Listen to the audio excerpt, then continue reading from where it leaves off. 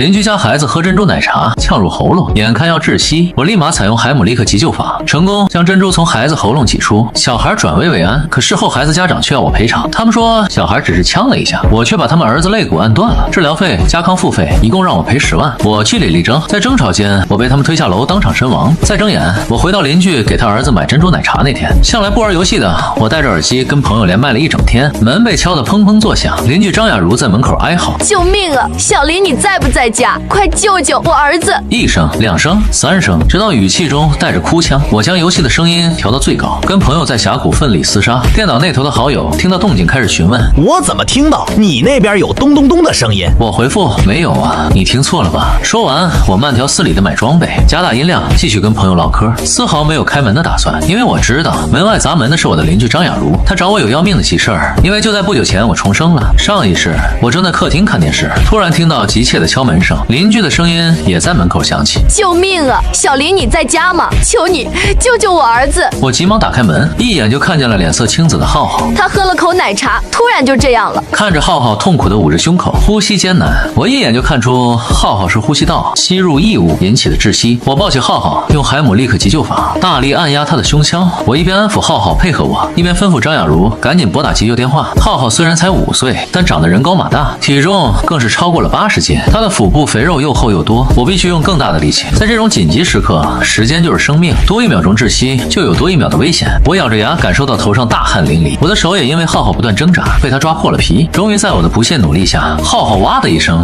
从喉咙里挤出几个硕大的珍珠，他的脸迅速恢复血色，而救护车的声音也在这个时候响起。浩浩得救了，张雅茹抱着大哭的浩浩对我千恩万谢。我以为这件事就这么过去了，可我没想到这竟然是噩梦的开始。当天晚上，张雅茹夫妻就带着病历单敲响了我的房门：小林啊，浩浩的医疗费麻烦你结一下。闻言我一头雾水，什么医疗费？张雅茹将病历单砸在我身上，语气不善地说道：浩浩不过是呛了一下，你用那么大力干嘛？把我儿子的肋骨都按断了，你到底安的什么心？对一个小孩下那么重的手，明明拍2下背就可以的，非得勒住人家胸口。我早就在网上看到有人说现在的年轻人厌童，没想到那个厌童的恶魔就住我家隔壁。听到这话，我不可置信地呛了一下。浩浩当时的场景我想起来都后怕，他因为窒息脸色发黑，整个眼球都充血了，再晚1秒连性命都保不住。你现在却轻描淡写的来一句只是呛了一下。张雅茹气势汹汹地看着我：对呀，喝奶茶呛到了而已，你却黑心肝把他肋骨按断，我看你就是故意的，你早就看浩浩不爽了。没等我说话，张雅茹的丈夫凶狠地抵住我房门说道：我问过浩浩了，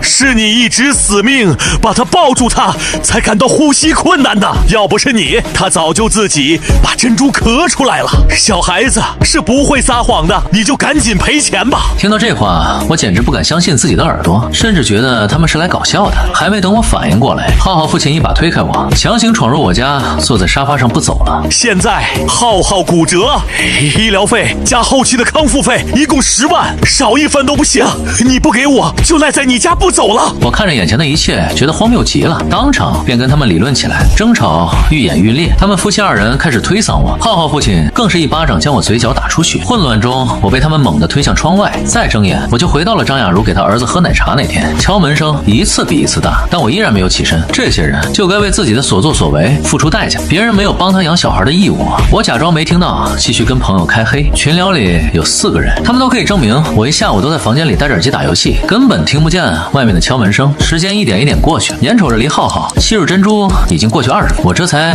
慢悠悠地点开连接门口监控摄像头的 app， 监控画面清晰地传到我眼中。浩浩因为窒息已经倒在地上不能动弹，隔着监控我都能看到他发黑的脸蛋，他的手因为窒息蜷缩成一团，双脚却蹬得笔直。而张雅茹奋力地一边打急救电话，一边把浩浩往电梯口拖。就在此时，我听见了楼底下救护车的警报声。浩浩虽然才5岁，但非常顽皮，他跟小区里的几个熊孩子经常在电梯里恶作剧，在1楼按下电梯，又将所有的楼层都点亮。医护人员在楼下上不来，我看见物业在业主群里发消息，业主们请看好自己的小孩，不要乱按电梯。有人在群里附和：小孩子玩玩怎么了？对呀，小孩也是业主，难道业主不能碰电梯了？不要歧视小孩好吗？现在都是些什么社会风气，按个电梯而已，电梯不是公共设施吗？至于这么上纲上线的吗？张雅茹绝望之下在群里发了好几条60秒的语音：求求你们别按了，我儿子要死了。群里终于安静下来，门外的监控里，张雅茹跟医护人员视频对话，手机里传出医护人员急切的声音：现在孩子的情况怎么样？你试试还海姆立可急救法，帮助异物排出。闻言，张雅茹急得团团转。什么海马，什么利姆，我不会呀。家里还有其他家属，或者有没有邻居，让他们来帮忙？张雅茹忽然又想起了我，她拼命砸着我的房门。小黎，开门啊！我知道你在家，求求你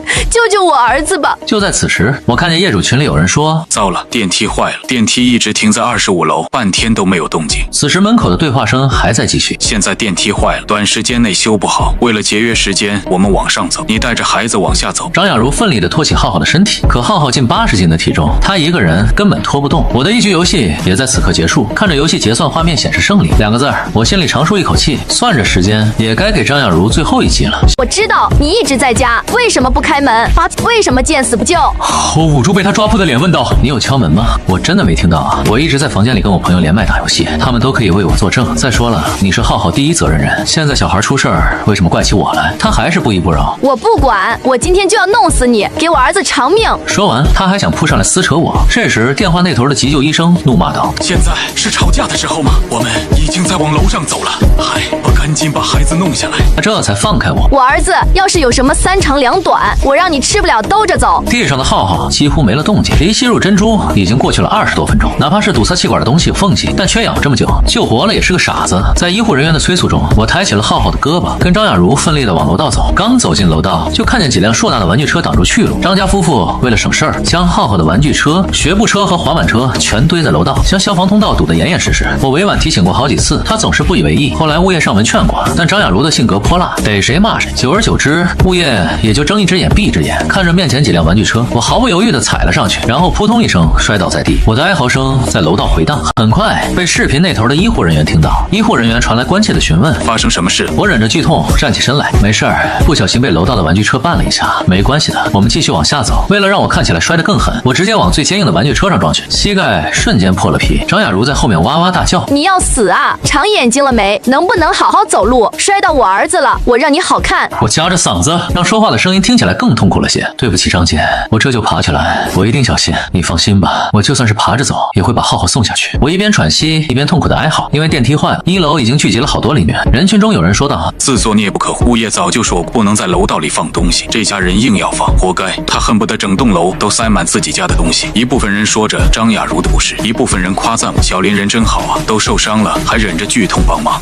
自己的儿子没看好，老是对邻居大呼小叫的干嘛？对呀，人家帮你是情分，不是义务。我们就这样一层又一层往下爬，终于在18楼的时候，我们撞上了迎面而来的医护人员。楼道里回荡着我沉重的喘息声。把浩浩交到医生手上的一瞬间，我也终于体力不支瘫坐在地上。但现在不是休息的时候，我必须跟他们一起下去，完成我最后的表演。又不知道转了多少圈，我的眼前终于一亮。我们顺利来到楼下，浩浩立马被放在担架上。为首的医生摸了摸浩浩的脉搏，然后拿出心电监护仪，在所有人的注视下，仪器始终显示一条直线，直到医生摇了摇头道：“窒息时间太久了，家属节哀吧。”我先是愣在原地，满脸写着不可置信。不可能，不可能，浩浩怎么会死？我喃喃自语，眼泪也像断了线的珍珠一样落下。浩浩，你再睁开眼看看哥哥，哥哥给你买棒棒糖吃。我哭得浑身发颤，都怪我，都怪哥哥，今天在家玩游戏，没有听到你妈妈的敲门声。如果哥哥今天没在家玩游戏，你是不是就不会死啊？如果哥哥早一点出门，阻止你喝下那杯奶茶，你是不是就不会出事儿了？我巧妙地将浩浩的死因说了出来。人群里果然有人小声说道：“给5岁的小孩喝珍珠奶茶，这家大人怕是失了智。”我哭得上气不接下气，眼看就要晕倒，邻居们纷纷安慰我：“小林，你是个好孩子，你已经尽力了。对呀，不是你的错，要怪就怪孩子父母，给一个5岁的小孩喝珍珠奶茶，亏他父母想得出来。”张雅茹一听，像是发狂的野兽朝我扑来。林俊杰，都是你，是你害死了我儿子！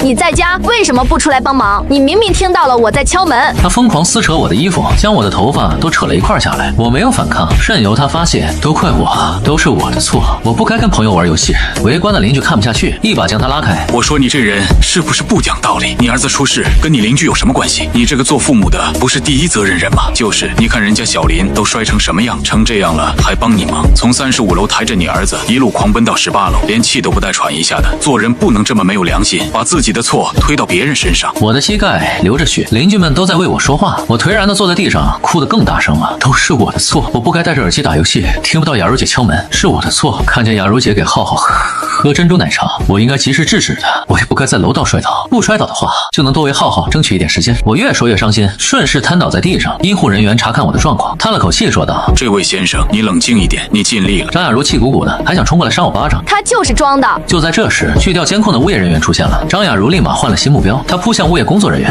都怪你们，每年交那么多物业费，为什么关键时候电梯坏了，你们要给我的儿子偿命？我要告你们，告你们害死了我儿子！物业经理面无表情。电梯损坏的原因确实查出来了，他冷冷地看了一眼张雅茹，是你家孩子陈子浩早上在电梯里撒尿，导致电线断了。张雅茹一听，脸上的血色瞬间褪得干干净净。不可能！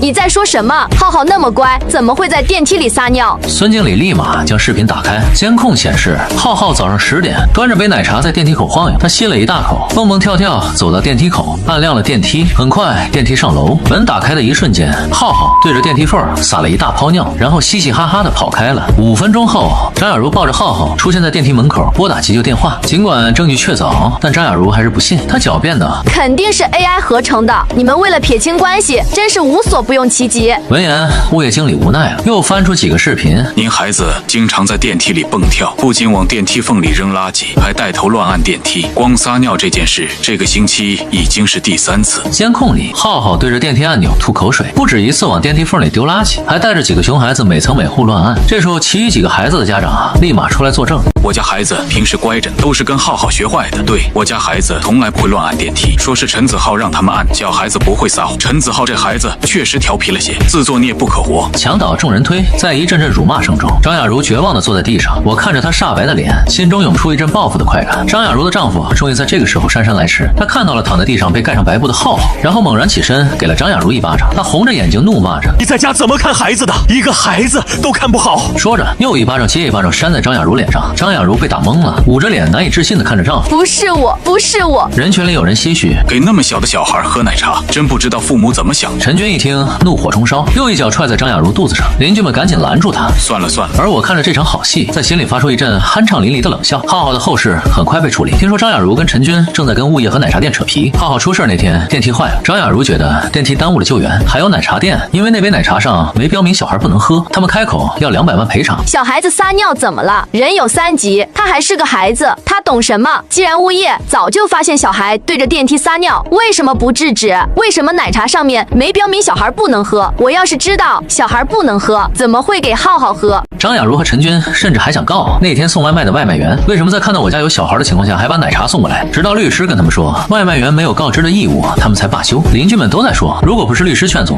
陈家夫妻还想把我们整栋楼给告了。他们把浩浩的骨灰摆在楼底下，天天在下面鬼哭狼嚎，硬要物业给个说法。而我借口伤心过度，在朋友家住了1个星期。1个星期后，我回小区，小区里都在讨论这对奇葩父母，物业也请了律师，反告张雅茹和丈夫陈军放任小孩毁坏公共财物。听说两边争闹得不可开交。回家的时候，我刚好遇到上楼的浩浩爸爸。1个星期不见，陈军瘦了一大圈，他家3代单传，晚婚晚育才有了陈子浩这一个儿子。他对浩浩很好，平日里百依百顺，孩子要什么买什么。浩浩去世对他的打击是最大的。我面容憔悴，语气诚恳地劝说道：“陈哥，节哀。”我转头故意露出脸上的疤。陈军看见我脸上的疤，不好意思地说道：“对不起，我老婆太冲动了。”没事儿，张姐她也不是故意的。见她没什么反应，我又不经意地说道：“张姐还好吧？真怕她想不开。”陈军沉默了一会儿，那谢谢关心，现在就是找物业要个说法。我附和道：“肯定得要个说法，还有那个外卖小哥一定要告。”陈军咬紧牙关：“我们就是要告，但是律师说告不了，外卖员没有告知的义务。”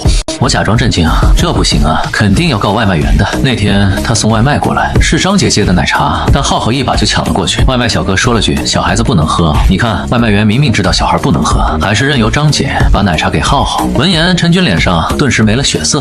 你说当时我老婆接的外卖？我一脸无辜的继续拱火：“对呀，我家门口不是有监控吗？我事后都看到了。”听到这话，陈军眉头紧锁。接着，在他结结巴巴的请求下，我打开了那段监控视频。11月20号早上9点45，浩浩正在楼道踢球，外卖小哥在这时带着奶茶上楼。2分钟后，张雅茹从房间里走出来，接过奶茶。浩浩好奇地问是什么呀？张雅茹回珍珠奶茶。外卖员拍照留取取单证据，回过头微笑着跟浩浩说：“小孩子不能喝这个。”本来是好心的提醒，没想到浩浩一听就发火了，他将球砸在外卖员身上，怒吼道：“我就要喝，我就要喝，我就要喝！”他手舞足蹈，一把将张雅茹的手机拍在地上。张雅茹一看手机摔了，立马对外卖小哥没好脸色：“你多什么嘴？惹我儿子生气，我让你吃不了兜着走。小孩怎么不能喝奶茶了？我就要给他喝。”张雅茹哄着浩浩：“喝，妈妈给你喝，想喝多少喝多少。”见状，外卖小哥傻眼了，但还是好心提醒：“里面有珍珠，孩子吸入呛，这就是大人。”可张雅茹丝毫听不进去：“多管闲事，跟你有啥关系？臭送外卖的还在这胡说八道，当心我给你差评。”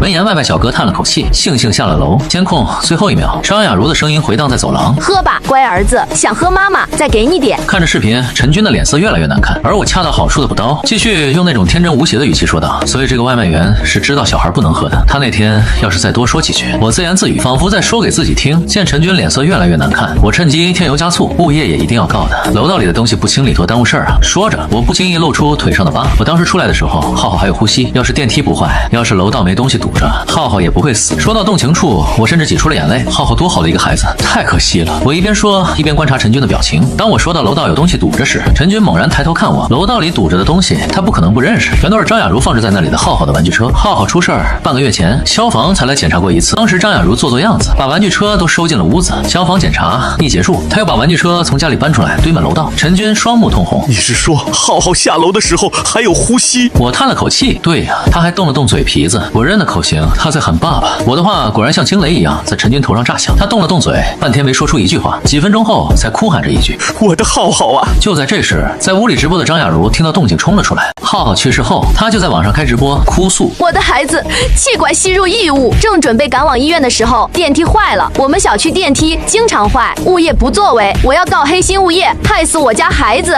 我38岁才生的浩浩，求求大家帮帮我这位可怜的母亲吧。”他开直播卖惨，是想用舆论为自己多争取一份利益。简单来说，就是要钱，把冷冰冰的尸体变成热乎乎的金钱。听到我的声音，张雅茹举着手机跑了出来，她将镜头对准我，怒骂：“你这个杀人犯终于敢露面了！大家快看，这就是害死我儿子的凶手。我儿子吸入异物后，我孤立无援，想让邻居帮忙，他却视而不见。他明明知道怎么救人。”说着，他开始大哭起来：“我敲了好久的门，他都不开，我叫天不灵，叫地不灵的，我可怜的浩浩啊！”不明真相的网友果然开始一边倒的骂我，另一些人嚷着要开核我，查出我在哪个公司上班，说我这样的人流入社会就是祸害。我找准角度流下眼泪，是我的错。我要是那天下午没打游戏，浩浩就不会死了。我要是玩游戏不戴耳机，就能听见张姐的求救声，都怪我，我不应该和朋友一起玩游戏的。我一面道歉，一面发自内心的忏悔。直播间里有人为我说话：“不是，他孩子死了，跟邻居有什么关系？邻居又不知道小孩会出事，难道主要责任不在母亲身上？对呀，人家在家里戴着耳机打游戏没听到，就该死吗？”就在这个时候，电梯响了，从里面走出一个提着外卖袋子的小哥。张雅茹一眼就认出了他：“是你这个杀人凶手！”我当然认识这个外卖小哥，他就是浩浩出事那天送奶茶的小哥。我在1个小时前点了份外卖，认准外卖员信息，直到一个叫赵磊的接单，我才没有继续取消订单。张雅茹一看见他，果然扑了上去，他把直播镜头移到对方的脸上：“是他害死我儿子的，那天就是他送的奶茶，他是凶手。家人们，我儿子死得好苦啊！”赵磊一脸懵逼：“你是谁啊？我都不认识你。”在张雅茹的叙述下，赵磊记起了1个星期前发生的事儿，他忍受不了直播间满屏的谩骂，直接回怼过去：“你有病吧？当时我把奶茶交到你手，我还提醒你别给小孩，你转身就把奶茶递给小孩，还威胁我要给我差评，你都忘了吗？”张雅茹矢口否认：“我怎么可能把奶茶给浩浩喝？明明就是你递给他的。”赵磊不是好欺负的，送外卖7年，全5星好评，为自己留存证据是一个外卖员的基本操作。他留了一手，面对直播间的谩骂和质疑，赵磊当场调出当天的录音：“你说你邻居门口的监控是作假，那我们送外卖上面都会拍照记录，还有现场音，你敢点开录音自己听听吗？”张雅茹一时有点心虚，陈军阴沉着脸把录音放出来。接下来，在所有人的注视下，张雅茹和陈子浩的声音从手机里传出来：“妈妈，我就要喝奶茶，我就要喝就要喝，喝啊，想喝多少喝多少。”接着传来外卖员劝阻的声音：“女士，奶茶最好不要给小朋友喝哦，里面含有珍珠，小孩喝的话容易吸入气管。”接着张雅茹充满厌恶的声音传出：“我养儿子还需要你教吗？哦，你个臭送外卖的，也不撒泡尿，照照自己镜子。”尽管如此，赵磊还是礼貌地劝阻了几句，但却都被张雅茹一一驳回，甚至越骂越难听。2分钟后，听到了电梯开门的声音，录音在这里结束。直播间里的弹幕开始2极反转：“原来最坏的就是这个吗？给5岁的小孩喝奶茶，闻所未闻。对呀，他还把责任推到别人身上，太恶心了，请给这对父母判刑。”张雅茹见弹幕不站他那边，他立马往地上一坐，指着我跟赵赵磊说，你们是串通好的 ，AI 做的视频，AI 做的录音，是你们害死了我儿子，我要告你们。赵磊居高临下的望着他，我跟这位女士并不认。如果你想诬陷我公司会为我请最好师，我们一定会奉陪到底。你口口声声说我是底层人，我就是要让你知道，我们底层人也不是好欺负的。就在此时，赵磊忽然接到公司电话，张雅茹的直播观看人数达到500万人次，加上刚才的一番言论，已经造成了严重的社会影响。外卖公司正式发出通告，请张雅茹女士道歉，并删除相关言论。对于抹黑公司形象和造谣外卖员等事件，公司会追究其法律责任。张雅茹气得脸色煞白，她一边咒骂着，一边想扑上，却被陈军的一巴掌狠狠扇倒在地。够了！顿时，张雅茹的半张脸肿了起来。你疯了吗？打我干什么？你有病吗？陈军冷静下来，对我和外卖员说道：“抱歉，小林，抱歉，小赵，请你们原谅我妻子，她刚经历丧子之痛，情绪不理智，我替她给你们道歉。”我连忙摆手道：“理解的。”赵磊叹了口气，但请不要再继续可以造谣我。陈军咬着牙：“不会了，请贵公司原谅，这件事儿是我老婆的错，我们道歉。”陈军全身发抖，眼睛里迸发出我从未见过的神采，是气愤，是羞耻，也是仇恨。他不断道着歉，一把将张雅茹拖进房间。砰的一声，走廊恢复了安静。赵磊也坐电梯下楼了。我擦干眼泪，在监控看不见的地方露出满意的微笑。我的目的就快要达到了。当天晚上，隔壁爆发出前所未有的争吵。首先是东西被砸的声音，然后是男人的怒吼，接着是女人破碎的哭泣。我坐在客厅，关掉电视的声音，悠然自得地听着楼道里的争吵声。这居然是我近半个月以来听到的最美妙的声音。我甚至能想象出隔壁的画面：男人质问女人为什么要给小孩喝奶茶，为什么别人都建议不给小孩喝了，女人还要执意给孩子喝。男人质问女人为什么要把玩具车堵在楼道，不堵在楼道就会为小孩求得一线生机。为什么在小孩第一次向电梯里尿尿的时候，女人不制止？为什么自己家孩子是全小区口中的魔丸，而女人也反复吐槽着男人的不是？教育小孩的时候你不参与，现在浩浩出了事，全部都怪在我身上。浩浩有多调皮，不知道吗？你自己儿子什么德行，你自己清楚。我不给他喝奶茶，不依着他，他会哭上一整天。他撒起泼来，5个人都拉不住。在需要你的时候，你当缩头乌龟。现在浩浩死了，全部都是我的错了，是吗？玩具车摆在走廊也不是1天2天了，以前我摆的时候你也没说话，怎么现在全都怪我了？丧偶式育儿说的就是你，你真好意思啊！陈军，跟你结婚是我这辈子最后悔的事情。一声声吵架声在我耳朵里就像一段优美的交响乐。我缓缓踮起脚尖，举起手，旋转、跳跃、摆头，在尖叫声中跳了一段华尔兹。跳着跳着，我的眼泪也流了下来。我忽然想起上一世，我明明救了人，在他们嘴里却成了害人。刚大学毕业的我，莫名其妙背上10万债务，被他们夫妻2人合力推下楼时，我还在思考，我到底做错了吗？我到底该不该救人？所以重活一世，我想清楚了，我不救。隔壁的争吵声终于在凌晨3点彻底结束。一阵巨大的砰声之后，小区里有人发出了尖叫。很快，我在业主群里刷到消息：3502夫妻在家起争执，丈夫一怒之下将妻子推向窗外，妻子当场死亡，丈夫自首。众人唏嘘中，一场闹剧彻底结束。1个星期后，我换了个小区。后来有一天，我走在路上，一名扎马尾辫的小女孩追着气球跑到了马路边，眼看着疾驰的汽车要撞到小女孩，我下意识地将她往身后一拉，小女孩摔倒在地，膝盖瞬间被磕出了血。我脑袋一懵，痛苦的回忆卷土重来。我甚至能想象女孩的父母跑过来质问我为什么推倒他们的孩子。我瘫在地上一动不动，可下一秒，女孩的母亲将我扶起，热心的路人也围了过来。小伙，你没事吧？这个小伙好勇敢，是他不顾危险救了小女孩。女孩母亲关切地看着我，谢谢你救了我女儿。见我不说话，她继续说道：“弟弟，你身体有不舒服的地方吗？我带你去医院看看，费用我们支付。”我像做梦一般，连忙摆手：“不用了，不用了，我没事儿。”女孩母亲还要给我转2000块钱作为答谢。我拒绝后手心，忽然被人塞了个东西。我抬眼一看，手里竟是一个棒棒糖。女孩将棒棒糖递到我掌心，她甜甜地望着我：“哥哥，谢谢你救了我，这是我最喜欢的棒棒糖，送给你啦。哥哥就是我眼里的英雄。”明明是一根普通的棒棒糖，我却忽然热泪盈眶。我感到心里有个地方被触动，原本冰冷刺骨的心突然开出了花。我一下子就想明白了，原来上天给了我重生的机会，是想告诉我，这个世界上是有美好存在的。